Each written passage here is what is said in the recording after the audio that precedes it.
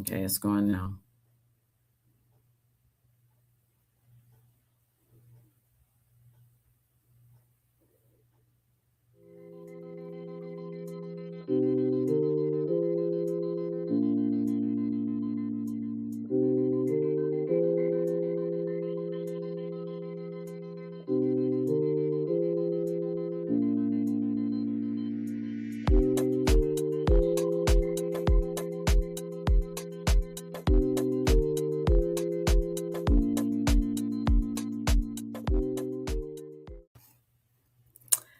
Hey, welcome to Lead Like You Mean It, people. Today we have something very interesting and I'm very grateful for.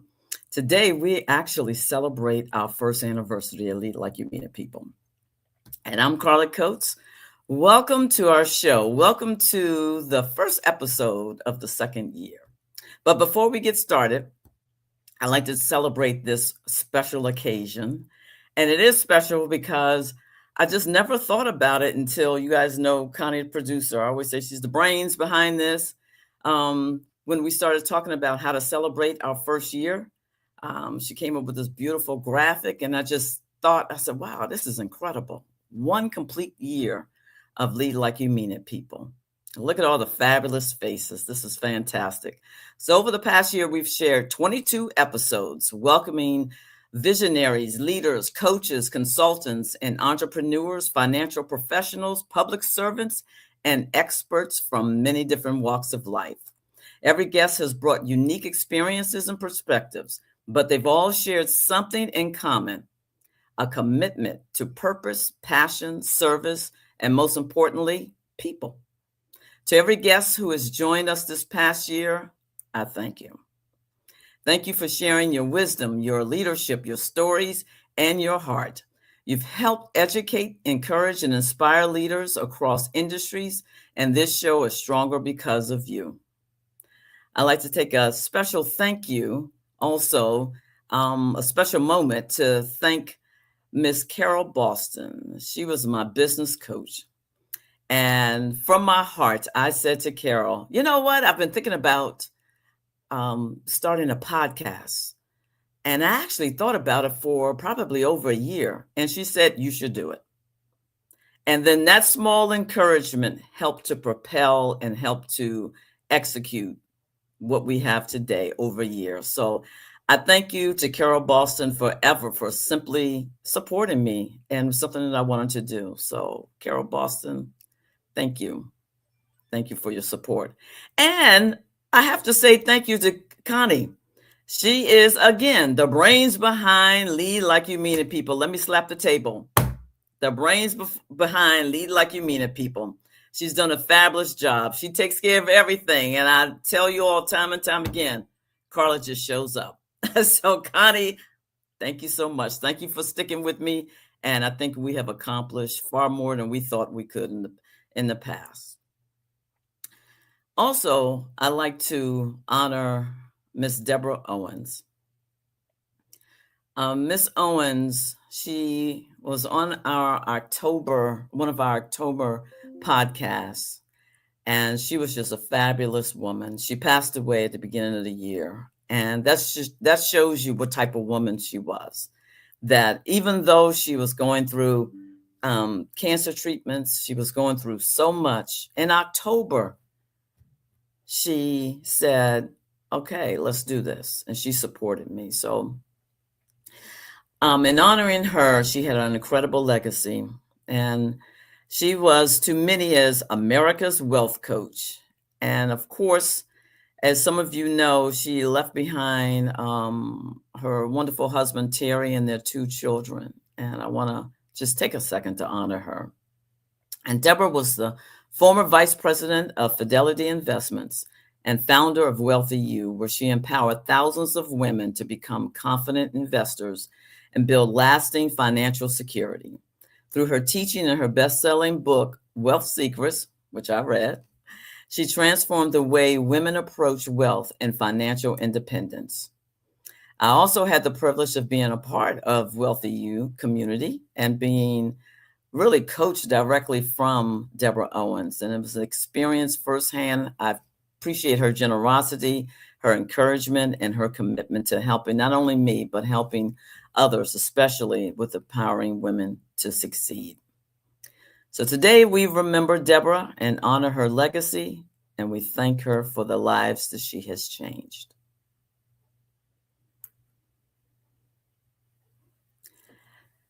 Today's episode, as we celebrate 1 year of conversations about leadership, service, and purpose, today's conversation is especially meaningful. Leadership isn't only about the impact we make today, it's also about the legacy we leave behind. That includes our families, our communities, and the financial decisions that shape our future generations. Today, we welcome Levar Hewlett. You guys know that I tend to mess up names, but I said his name correctly. But if I didn't, Levar, let me know. I'm over to be corrected. Levar is principal of wealth strategies at Bedrock Financial Solutions, powered by Integrity Marketing Group, with more than 15 years of investment experience spanning public and private markets. Levar helps family and business owners protect their assets, prepare for retirement, and build generational wealth through thoughtful financial strategies. Drawing on a global investment background, advanced degrees in finance and real estate from Johns Hopkins University, Levar combines technical expertise with a passion for helping clients make confident, long-term financial decisions. Levar, welcome to Lead Like You Mean It, people. Pleasure to be here. Thank you, Ms. Coates, for having me. Absolutely. Oh, please call me Carla. Carla. Okay, Pleasure did I to say be your here. name correctly? Yes, you did. Absolutely. So kudos to that. I tell you, that's wonderful. So, Levar, before we get into the questions, what would you like the viewers to know about your business? Yeah, so pretty much Bedrock Financial Solutions. We work with individuals, business owners, nonprofit organizations, and really honestly helping them plan and strategize for their financial goals.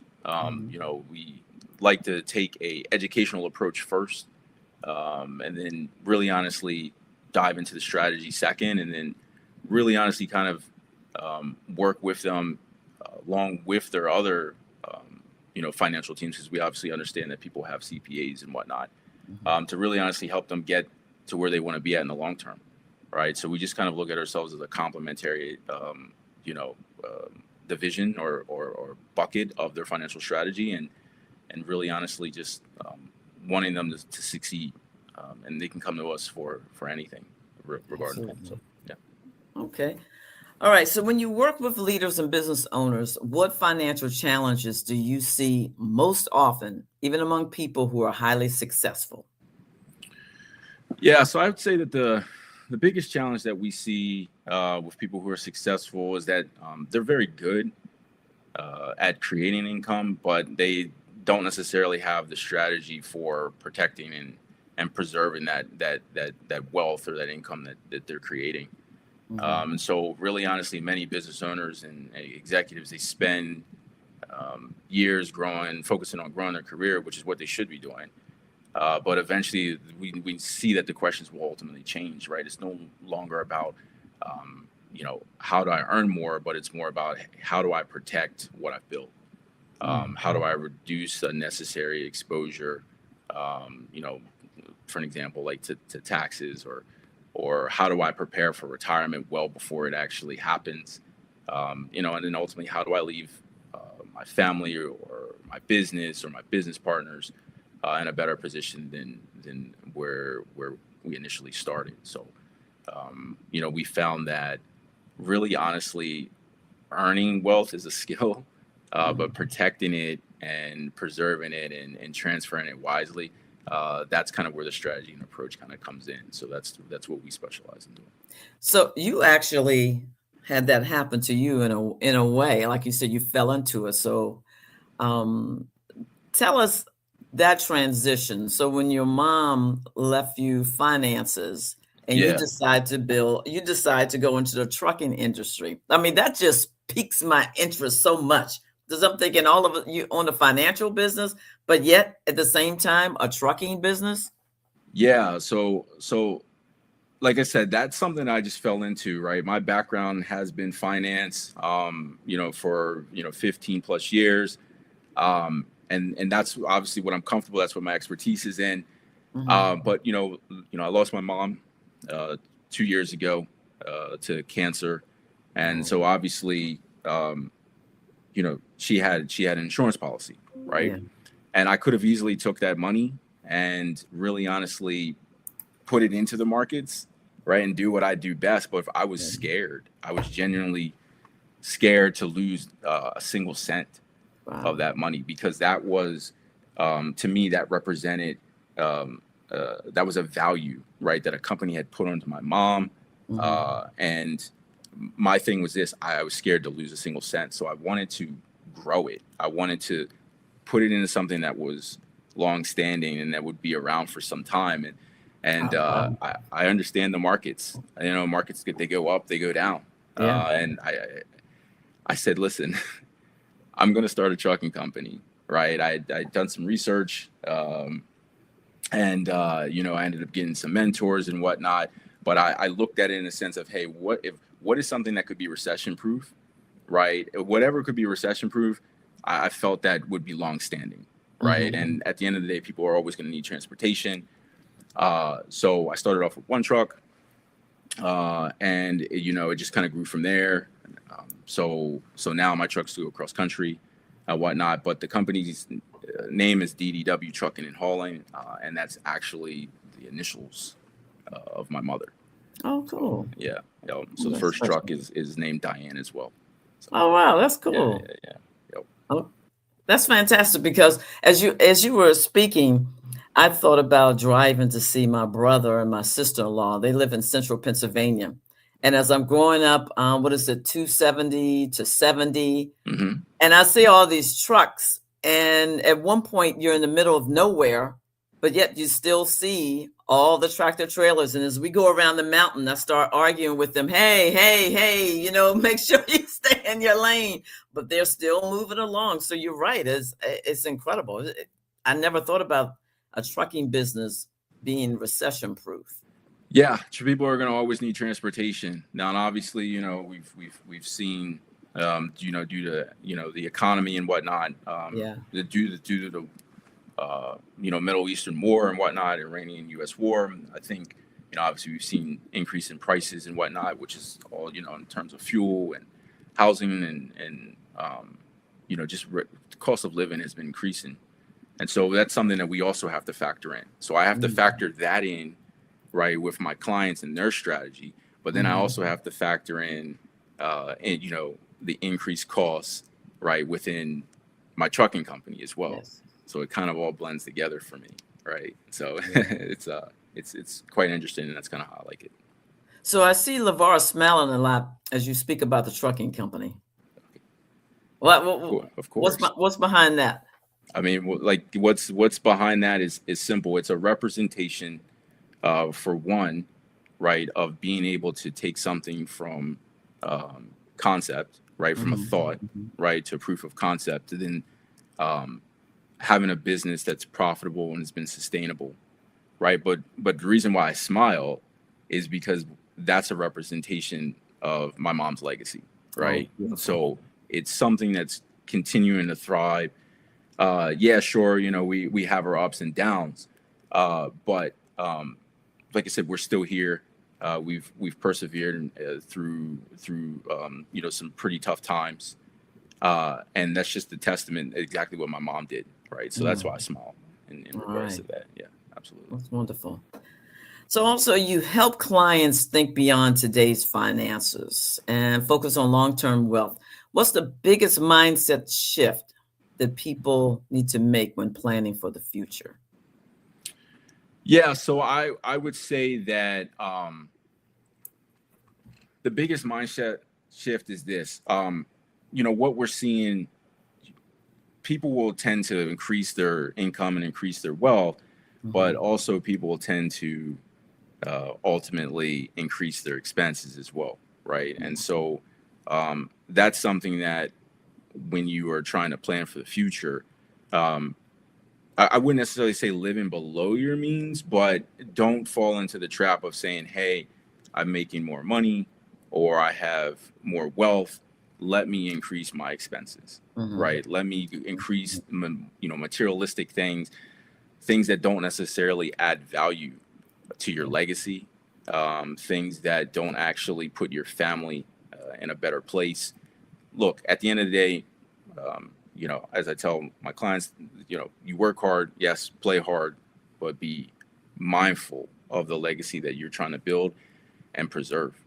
And so that really honestly starts with having that well-disciplined approach and saying, hey, every dollar that I have, it has a job, right? And is that job being completed? And two, at the end, can I evaluate that based upon like where I am for my financial goals? So Yeah, that is pretty powerful. Every dollar has, pardon me, every dollar has a job. That's something I'm going to remember. I don't think I've ever thought about it that way. I believe I've heard other people, pardon me, talk about every dollar has its place. But I appreciate the fact because you think of a job, you have to work it in order for, just a career, in order for you to progress further. So if you think about that with your money, it should progress and still instead of remaining in the same place. So I often think about leaders or even just people in their career, in their life, they tend to get stuck. So if we focus on something as simple as every dollar has a job, it should progress, and which means it's successful. I don't know. I had to talk that out loud. Levar. I think you did a great job. I think for you to be able to take that in and be able to process that and ultimately being able to say, hey, this is this may be an improved way of thinking. Yeah. I think that's one of the things I really want to get what people on this call to kind of get out of is that. So from now on, whenever you go and spend that dollar, right, is there something that you could be doing better with it, right? Yeah. Is it something that you could be doing to put yourself in a better situation, your family in a better situation, and weigh it from there. So what are some common mistakes that can quietly derail someone's long-term financial goals? And give me something that's specific. Yeah, so I would say that the biggest mistake that I see is that people who understand things like investing or allocating their funds to something that's going to produce additional value, but they may not necessarily they'll have a bunch of financial products, but they won't have an overall strategy. So, they may have retirement accounts, they may have insurance policies or, various investment accounts, but there's no coordinated approach that kind of ties those things together. So another, common mistake is that people underestimate time, right? They take too long to start planning for their financial future. Time is one of the greatest assets that we have, right? And it's finite, right? So, being able to have time and for your strategies to work together, that's another mistake that I typically see. And to my previous statement, lifestyle inflation is another. It's a really big thing, believe it or not. As income grows, spending often grows along with it. So, yeah. And as I traveling, I mean, in this case, driving, I noticed in the DMV area where if someone is successful, let's say financially successful, the cars change. Absolutely. But yet I've driven through other areas that are prosperous, and yet the cars tend to remain the same. What impact does culture have with finances and building your legacy? Oh, that's a really good question.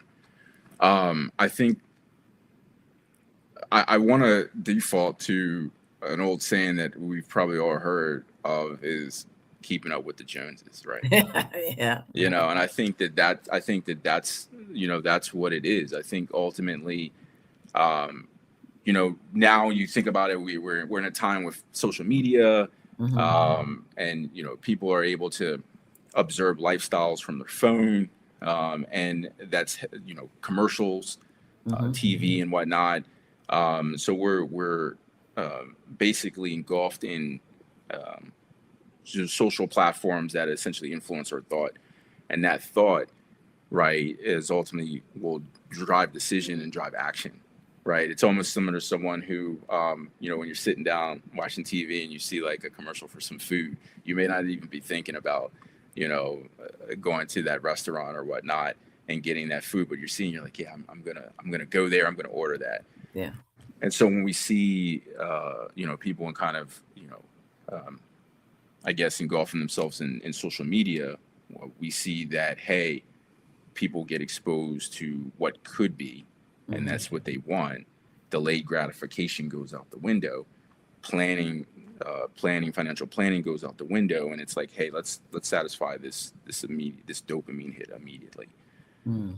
And so, to your point, in terms of seeing, you know, you may be in one area and see, um, you know, people who maybe have older cars. Someone could be still driving, you know, a 1995 Subaru, right?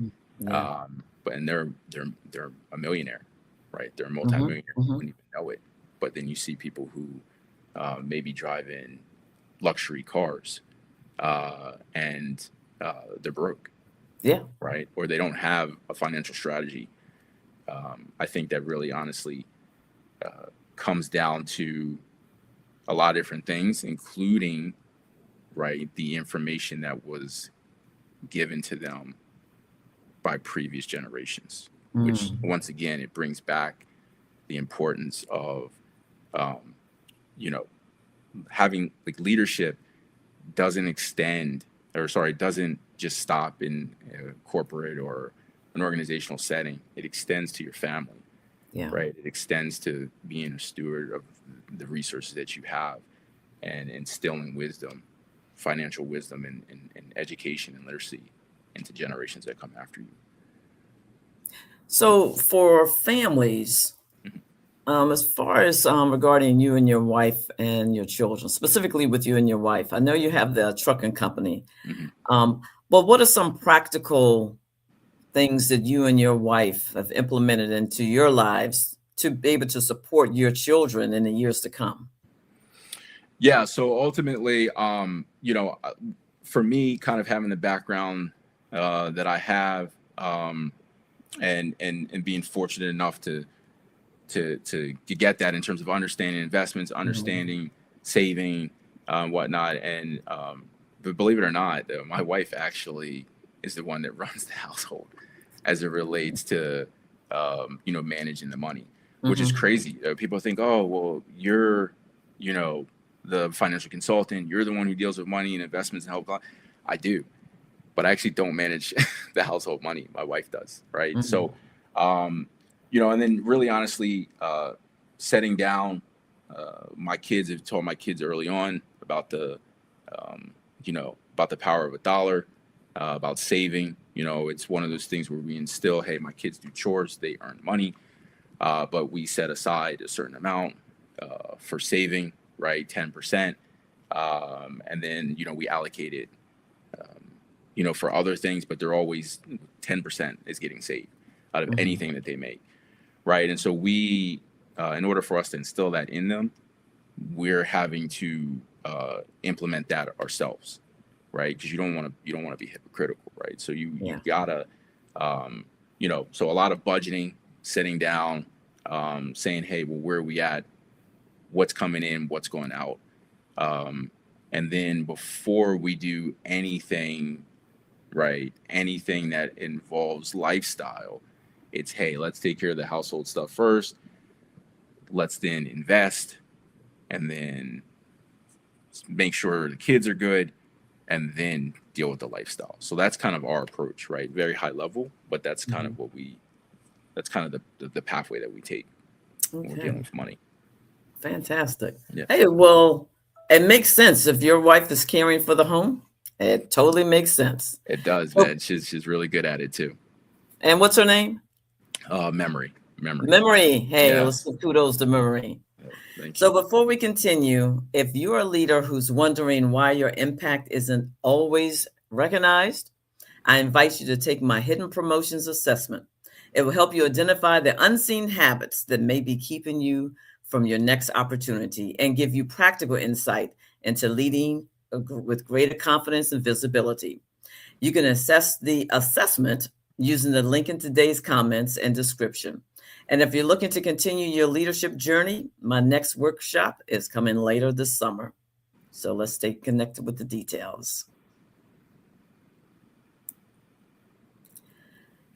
So, Levar, a couple more questions. This went fast. Did it? It went fast. We've got about 5 or 10 more minutes. It went Okay. fast. I'm just looking at the time.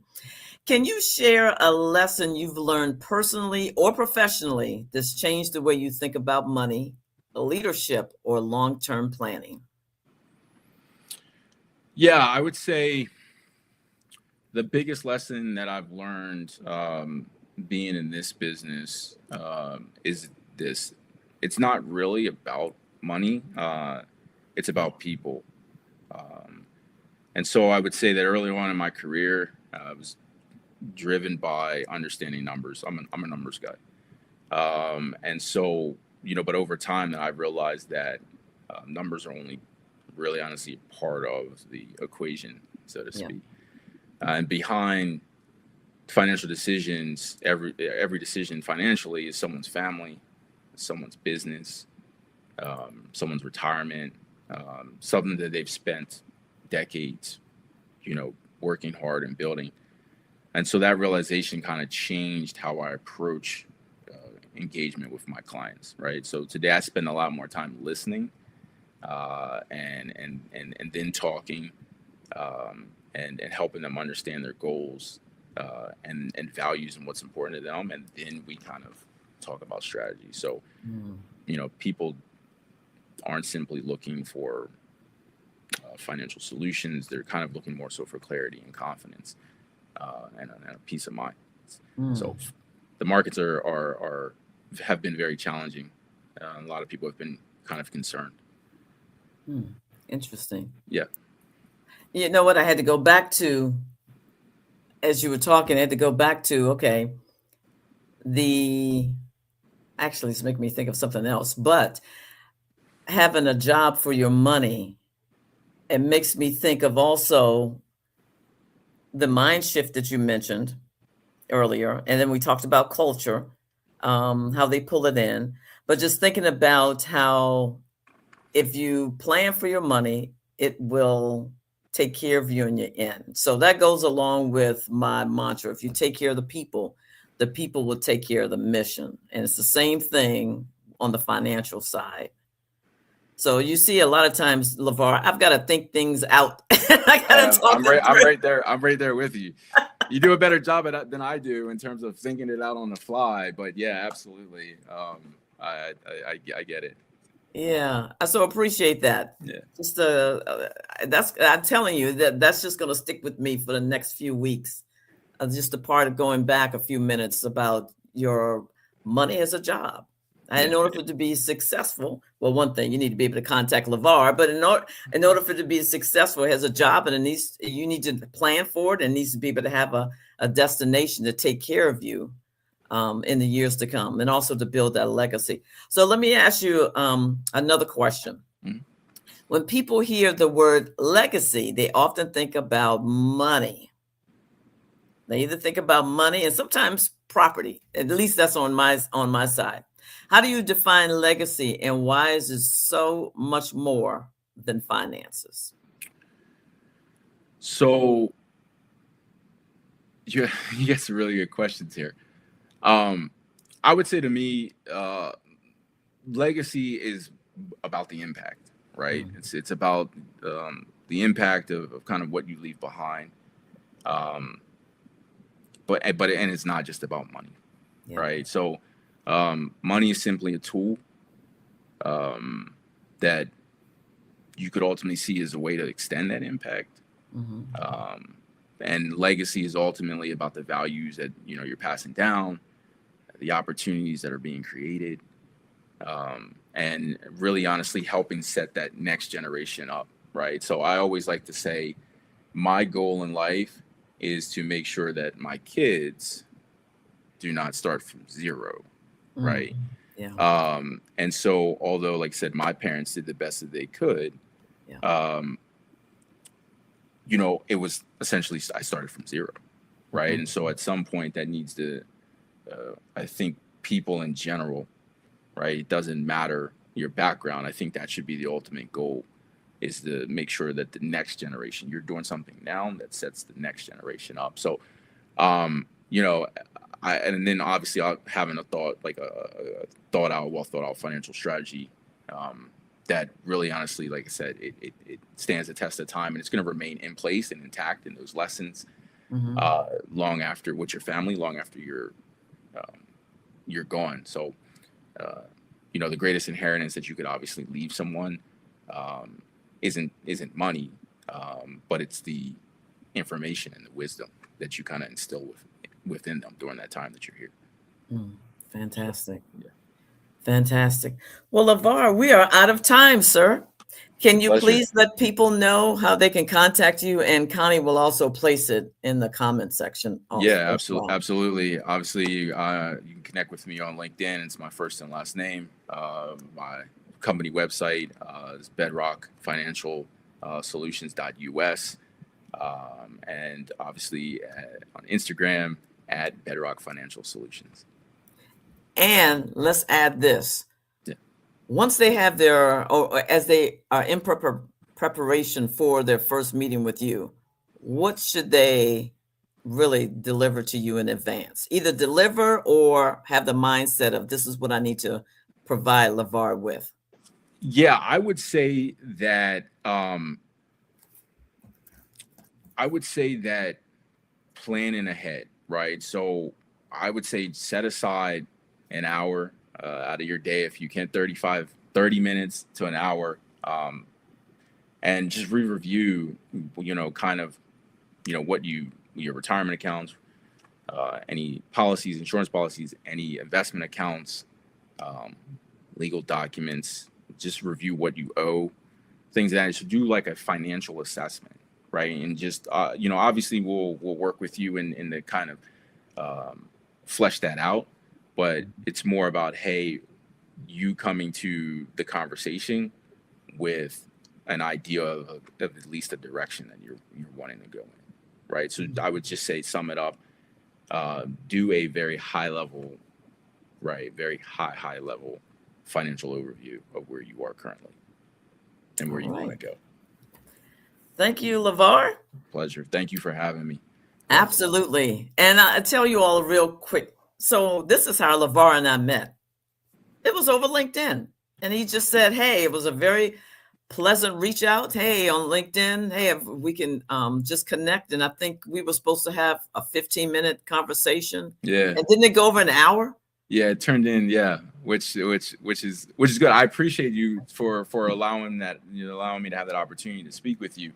Because LinkedIn is tricky, because, you know, when I connect with people on LinkedIn, I want to know who's in my network, right? Yeah. I want to have a meaningful conversation with them and just see, hey, how do we build this?